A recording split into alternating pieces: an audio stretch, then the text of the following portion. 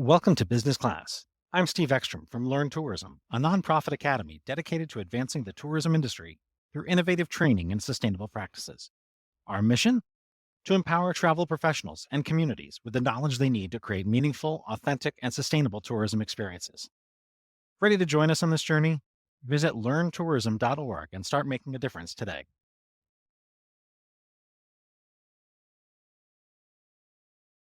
Steve Ekstrom here, host of the Business Class podcast. Today's guest is somebody I've been looking forward to talking with for quite some time, Matt Woods, CEO, Queenstown, New Zealand. Did I get it right? Steve, it's great to be here. You did. You got it right. So, how did you end up working in this business? Yeah, it's always interesting how you end up where you are, isn't it? And I guess, like everybody, it's been a bit of a journey and probably not one that I would have expected to be the CEO of Destination Queenstown when I was in high school. And I think a lot of it comes down to my passion. I really love the outdoors and I really love sharing the outdoors with people. Prior to being at Destination Queenstown, I used to run a chain of retail stores through New Zealand, and they sold bikes, hiking equipment, water sports and snow sports gear. So I was helping people get into the outdoors.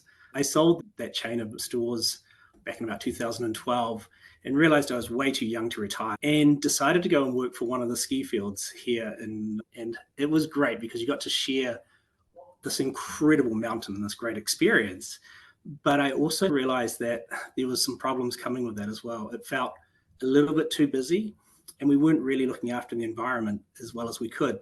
And so that kind of gave me that insight. We did some very cool projects at that particular mountain, particularly removing single-use cups and plastic and actually all waste on the mountain. And so if you start to think about, if I can influence 300,000 skier days in a mountain, I wonder what I could do if I joined the regional tourism office, which is like a DMO in America. So we call them RTOs here. And if we use that same voice for 3 million people, could we influence some change there? So that's how I ended up where I am. And I enjoy sharing this place, but I want to make sure there's a benefit for our community and make sure that we have the smallest impact possible on the planet and actually making sure that we give it back in better condition than we got it. Where did your sense of stewardship? Yeah, I guess it's there with all of us from a very young age, whether you're aware of it or not. And I actually grew up on a farm, and I think back to that. So this is in the sort of mid 70s, early 80s, and watching some of the practices that my father would do.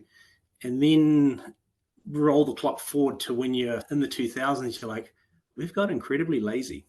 It's just too easy to go to the supermarket and there's a butcher there, there's a bakery there. And it just became a little bit too easy and too lazy. And so you start to make some personal choices in your own life. But I think if I come back to that story just on the mountain, and I think about single-use coffee cups, it's a really good example because I'd call it my gateway drug, not the coffee, but to waste. And if I think about the single-use cup on a ski area, you're up there skiing, you're with your friends, stop and enjoy the coffee, sit at the table, have a chat and enjoy it. So if you're enjoying each other's company, why do you need a single-use coffee cup? Because where are you going? There's nowhere to go. Yeah. And so you start to have those little penny drop moments where you think, yeah, this actually doesn't make a lot of sense. And so getting rid of single-use coffee cups was one of those ones probably for me around 9 years ago where I was like, we can actually make a difference. And then equally, as I mentioned, that's when you can start to influence a lot of different people because people who ski love the mountain and they want to protect that mountain and look after it. So I think you start to see lots of different things. And then at the same time, it's really obvious to us that the word climate change is palatable and it's real. You know, when Al Gore had the Inconvenient Truth movie out and there was a lot of talk there around global warming, I don't think the word global warming sat so well with people, but climate change does. And the reason I think climate change does is because we can all see it in front of us.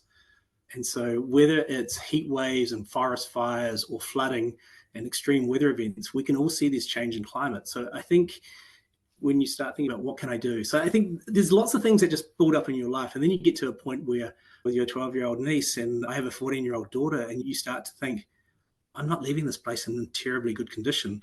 Because I inherited it in bad condition doesn't mean I should leave it even worse. So what can I do to make it better for future generations? A little bit, I'm not upset at generations that came before us because they partly didn't know what they don't know, but we do know. And so it's on our shift that we must do something. If I think about my grandfather, and he would have actually started on horses and got into his first car, he would have thought this thing's just incredible. And it was, that's technology.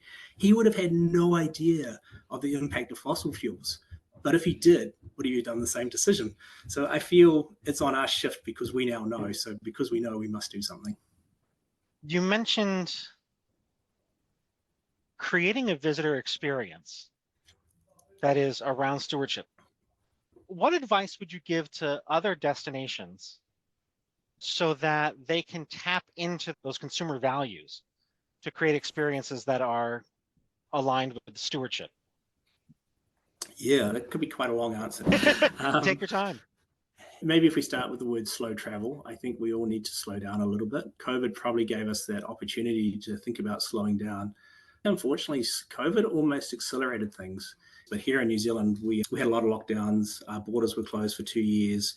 We ended up at home on all these Zoom meetings, much like we're doing at the moment. But we almost became over efficient. And you booked Zoom meeting after Zoom meeting, and you go, oh my gosh, I haven't even been to the bathroom because it was just so many meetings after meetings. And so we've almost become too efficient, and we actually do need to slow down and take that time.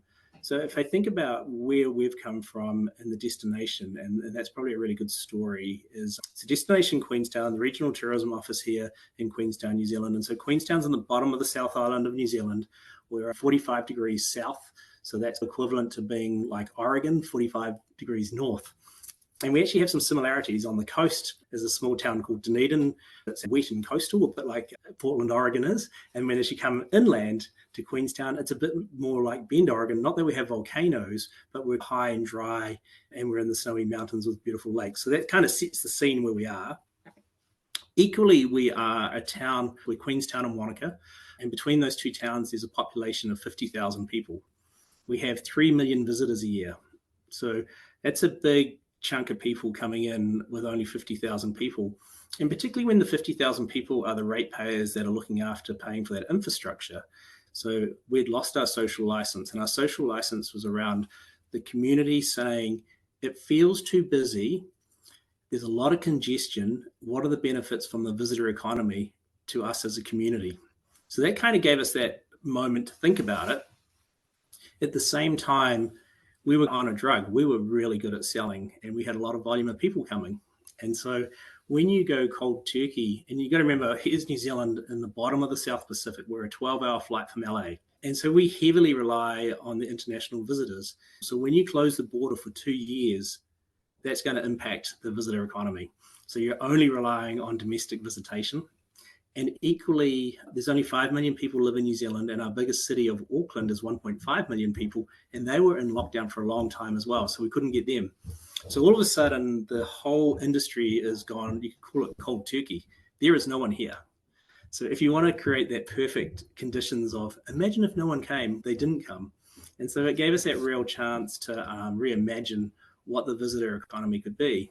Destination Queenstown, Lake Wanaka Tourism, which is our sister RTO in Wanaka, and the Queenstown Lakes District Council, which is our local government, decided to come together and develop what we call the Destination Management Plan, so the DMP.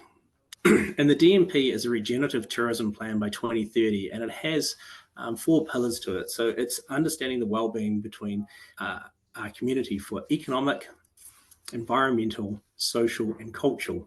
And so we spent a good 2.5 years really engaging with our community and finding out what was important to the community, and particularly what they'd like to see from the visitor economy. And we asked them 3 really simple questions. And the questions were, what do you love about this place? What do you treasure? And what would you like it to look like for future generations?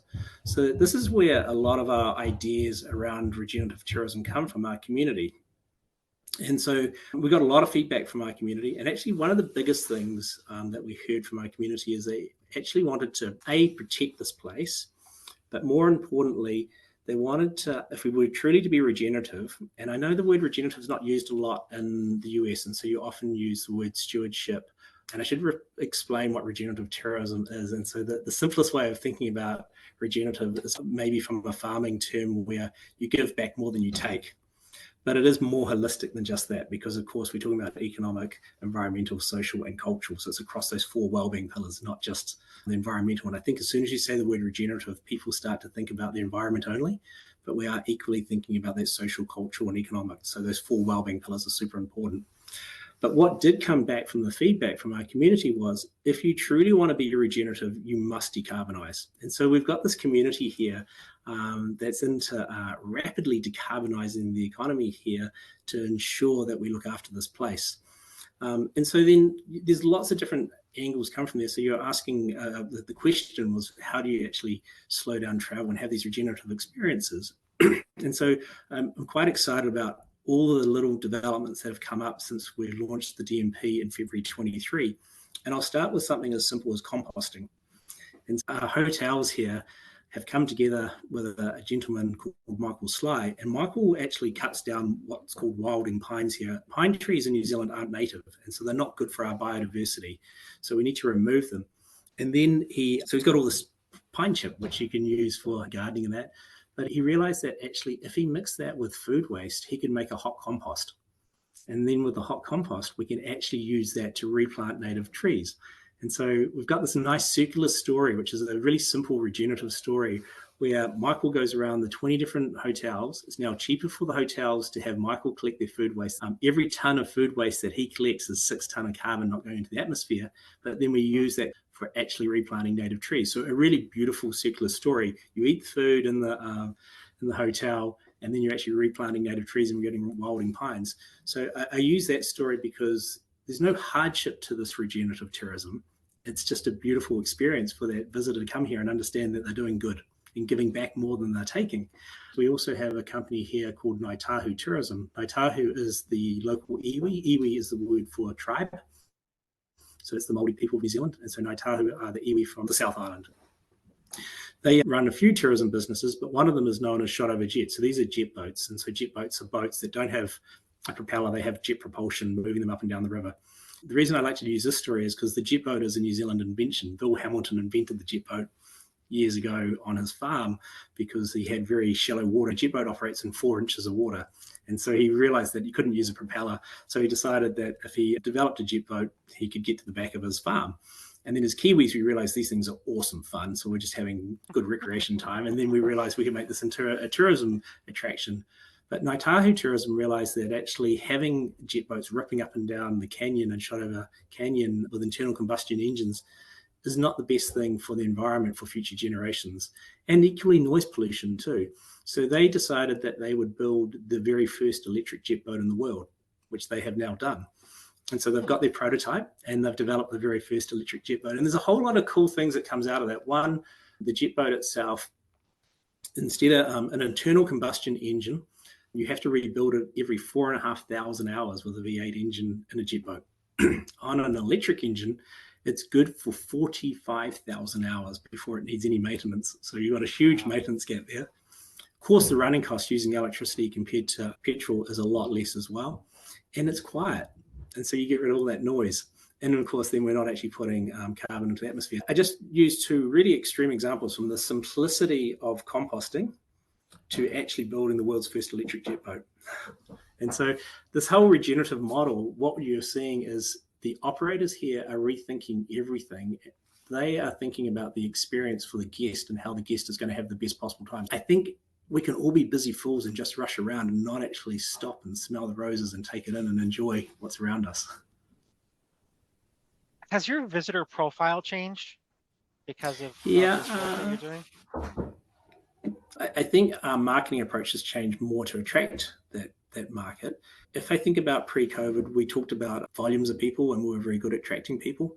There was a lot of talk during COVID of high value tourists. High value didn't sit very well with us because it sounded like a lot of wealthy people just coming to your destination. So what we look for now is we market towards what we call high contributing visitors. A high contributing visitor is a visitor that stays longer. Really important that they stay longer. They go further within our district. They forge connections with our community, so they become a temporary local, and they give back. And when they say give back, that could be financially, but it could also be in knowledge sharing. And I think it's really important that when you travel around the world, you go to a new place with an open mind and an open heart, and you want to go and learn new things and bring those back to your place. But at the same time, you also bring your knowledge. And so if we think about the rapid decarbonization that we talked about before, we can't do that on our own. We know there's a huge amount of knowledge out there globally. So how do we attract that person? They could be a high contributing visitor. So the person who's here on a working holiday or backpacking can be high contributing, because you might be here for 6 months. You might become part of our workforce. And then you might actually go back to, call it the US, and talk about our wonderful Pinot wine that you can get from this region. And so they become a very high contributing visitor. And so that's where the word high value just didn't resonate with us, because it just didn't feel right.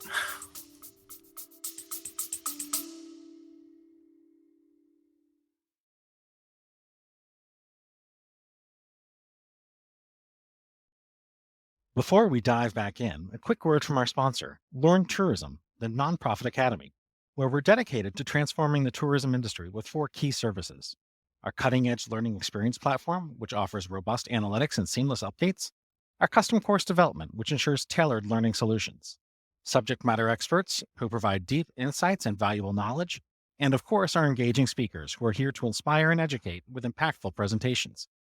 Discover how we can elevate your tourism education at learntourism.org.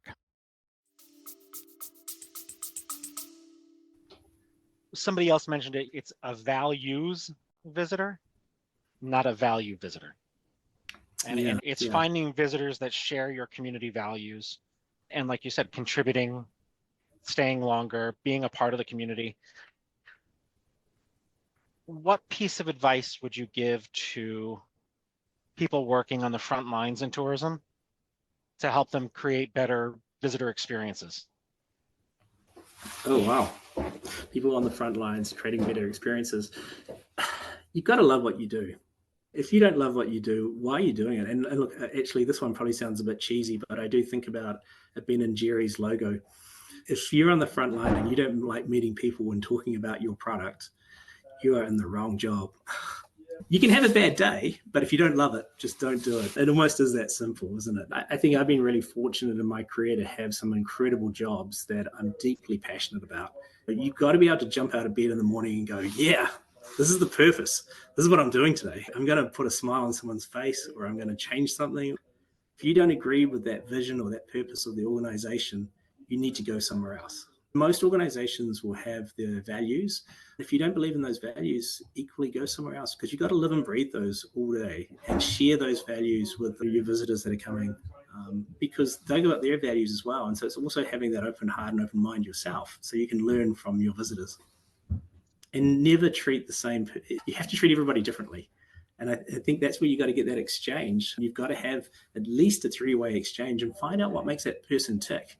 Because if you just go in with your pitch and your sales pitch, you've got to watch what's going on. And is there a child that's actually really upset because they dropped their ice cream? Find out what's going on in their day and then actually have that interaction. But if you don't find out what's happening in that person's day and close that gap between what might have gone wrong to making them happy, you're just on the wrong track. It's having a curiosity and tapping into the visitor's curiosity.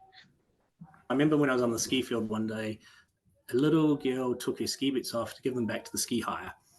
The car parks in New Zealand aren't sealed. They're usually an unsealed car park, so call it dirt with maybe snow on it. So it's going to be muddy. And this little girl didn't have her shoes with her. And you could see her, she was perplexed on how she's going to get from the rental shop back to her car. And so one of the staff members went and got a wheelbarrow and actually put her in the wheelbarrow and wheelbarrowed her to the car. And so I guess, and you can see the mother was just smiling, but we closed that gap, because had it been another 30 seconds, it could have ended in tears. And I think you have to think outside the box sometimes, and you have to have that creative license just to, what can I do to make someone's day gold? But it's a 20-minute podcast, isn't it?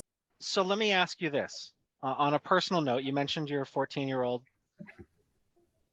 How would you want your kids to describe you?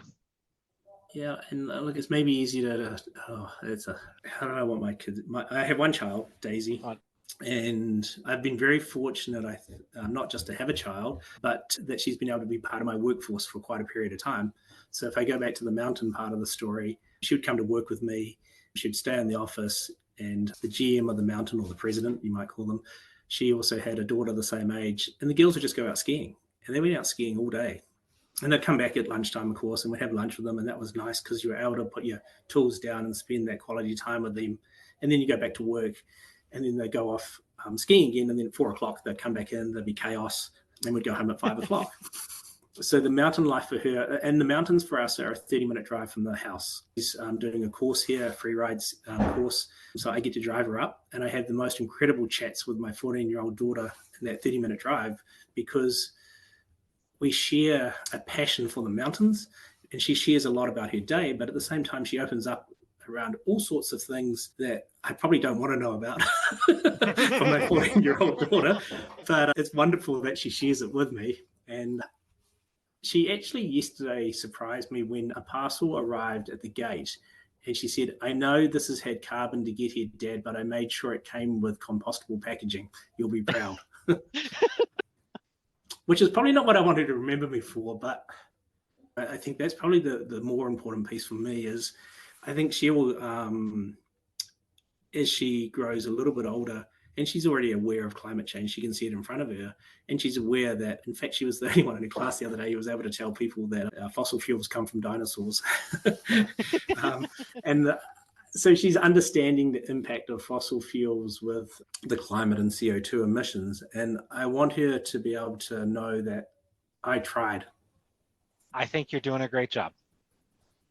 Yeah. So, and maybe that's the rest of the story too, is that we have had this incredible engagement with our community, as we mentioned, around this DMP process and coming up with a regenerative tourism plan here. What it enables us to do is actually leverage tourism for good. And so if I use that story from Ngāi Tahu tourism around the jet boat, we all of a sudden become the shop front for New Zealand in products that could be exported globally. And so tourism can actually do good in a whole lot of ways, but we can also diversify the economy from leveraging from tourism. Doesn't mean we're going to not grow tourism. We're still going to grow tourism. We don't have to grow it in people and visitor volume, because we can grow it in yield in other ways. But we can also leverage off that for exports. And so I think around that jet boat story is an interesting one. I think around rapid decarbonisation in Queenstown, one of the key things we can do is how we move people around. And so number one, it would be easy to say, let's just electrify the buses. You've still got congestion on the roads with buses, and we actually are really geographically challenged by how many roads we could put in. So we think about maybe, and using ski field technology, maybe using gondolas could be a really good option. So using a gondola from the airport to town, which is roughly about 5 miles.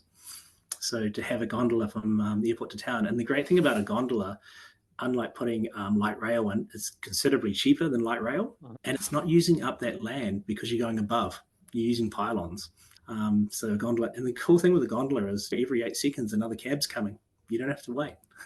You know, it's and it's an experience. It's a cool experience. And then equally, it's electric. And there's another cool invention coming out in New Zealand in gondola. So ropeways are what you call gondolas. And Doppmeyer is a big company out of Austria that makes gondolas, and that could be a really good solution. There's another company here in New Zealand called Whoosh. And I believe in Texas, they're looking at actually putting a Whoosh in there at the moment, the brand Swift Cities. And so Whoosh is a cable that doesn't move. It has steel girders so it can go around corners. The cabins move and have engines in the top of the cabins, a bit like a tram. They're small, like a gondola cabin, 6 to 8 people. You dial them up like an Uber. They sit in the station, and you go into the station and jump in them. And if there was 4 stations between you and where you want to go, the cabin goes straight to that station. It doesn't stop at the other 3 on the way. Very cool. I'll send you a link to it, actually. So that's another cool New Zealand invention, which they've already built the prototype, but the pilot project they're going to build in Remarkables Park in Queenstown. So once again, we can use tourism for good and leverage from that. And for us, we mentioned we got this big lake. And so having a large lake is an opportunity to use the lake for transportation. And if we think about decarbonisation, there's quite a few companies globally now building electric hydrofoiling ferries. So hydrofoiling being on foils. The advantage to hydrofoiling is twofold. One, it uses a lot less energy because you're actually basically flying above the water. So 90% less energy. And also that the travel is very smooth. And so you have electric hydrofoiling ferries. And so like a brand like Candela out of Sweden, I think you're about to see some of those coming into San Francisco in the Bay. And so we have this large lake, which 112 years ago, that's how we used to get around. The very first boat on the lake was actually the very first passenger boat on the lake. It's a 112-year-old coal-burning steamship called the TSS Earnslaw. And equally, the company that runs it is still going to keep it as a steamship, but they're looking at how do they replace the coal with another energy source. So there's many ways you can boil water. So they're looking at decarbonizing the 112-year-old steamship whilst keeping the heritage that it has. But that gives us a nice little nod to, if that's how we used to get around, maybe we should use the lake a bit more. And so you can see there's some really fun and interesting ways that we can leverage from the destination management plan and the rapid decarbonisation to be able to showcase new technology. And equally, we can attract new technology to a place like Queenstown to showcase this globally as well. And I think when you live in a population of roughly 50,000 people, it's a little easier to make changes as opposed to a large city of 5 million people. So you can actually give it a crack.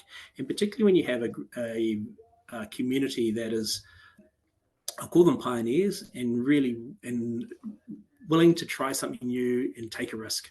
They love this place. They've come here because they're explorers. They lived on the coast, and so to come from the coast into Queenstown by car, it's a 3-hour drive. So to walk would have been multi-days. And that would have come with its own hardships. So they were early pioneers, the early Māori, and they came to Queenstown to source food in the summertime and to find the panamu. And the panamu was the jade, the greenstone. And so panamu they'd use for decorative jewelry or equally for tools like axes. And so that kind of gave us a bit of a clue that this place is a place of learning and hardship and pioneers. And then I think about 200 years ago, the early Europeans came to Queenstown in the search of gold. And there was a lot of hardship with that because it was cold and miserable, but there was a lot of reward because they were getting gold. And then if I think about maybe 50, 70 years ago, we had another group of pioneers and entrepreneurs who took their passions and turned them into adventure tourism. And if you think about bungee jumping, what a crazy thing. Imagine turning up to the bank and going, hey, I've got this great idea. I'm going to tie a rubber band around someone's foot and I'm going to throw them off a bridge. Can I borrow some money?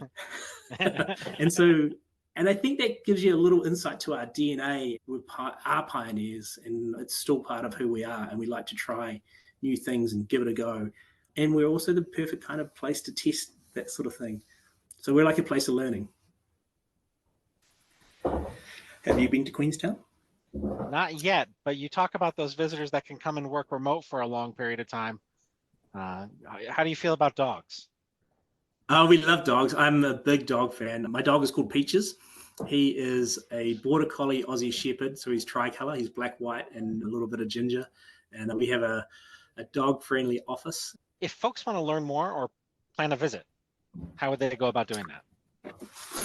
If they want to plan a visit and learn more, two ways, more than two ways. But there is our website, queenstownnz.nz, which has a lot of good information there, has all our operators. We look after 1,000 different operators. So that's the hotels, the restaurants, the retail, and all those experiences that we were just talking about. So you'll see lots of cool things on there that you can learn about. Of course, there's multiple travel agents that you could look at through the US to come and find ways. And then looking on our social channels, you'll see some very cool stories. If I think about where we started just on those 2 stories around the composting and the electric jet boat, there's a series we've just put out called From the Ground Up, and there's 6 regenerative case studies in there. So it's called From the Ground Up. It's on our website, and it talks about these 6 case studies of regenerative tourism operators in Queenstown, which you can learn a lot more from there. Yeah. And I think the key thing that my key message to is this is an incredible place of beauty and landscapes, and you'll have an amazing holiday, but you might learn something as well. I think that's what makes travel special. We are curious creatures, the travelers. Yeah, so that's why we travel. Thanks for tuning in to Business Class. This episode was brought to you by Learn Tourism, the nonprofit academy where we advance the tourism industry with cutting-edge training and sustainable practices. If you enjoyed today's episode, don't forget to visit learntourism.org to learn more about our programs and how you can get involved. Until next time, stay curious, continue learning and making a difference through tourism.